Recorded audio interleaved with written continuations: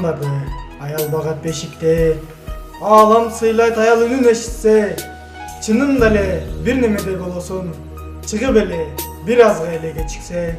Тириликтин терткен ширини, жамандыкка жаба албайбыз биrini.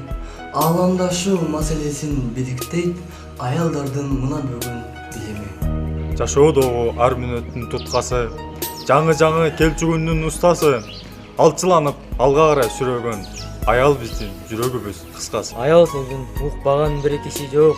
Адам эмес аял менен иши жок. Маани бербей келе берсе аялга, мамлекет өзү дагы күчү жок. Баарыбыздын балдан таттуу энебиз.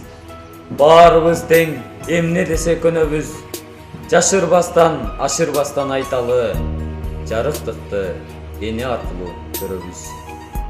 Бек туруп, баарын артка таштаңыз.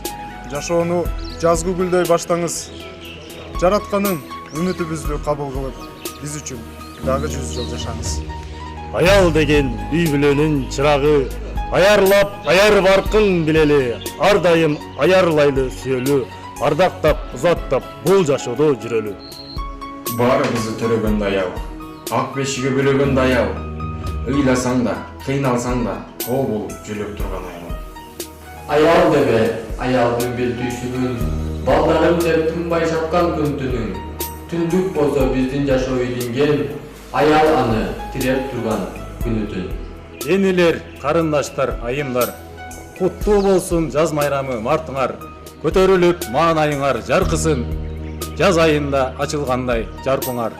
Урматтуу энелер, карындаштар, айымдар, сиздерди майрамыңыздар менен куттуктайбыз.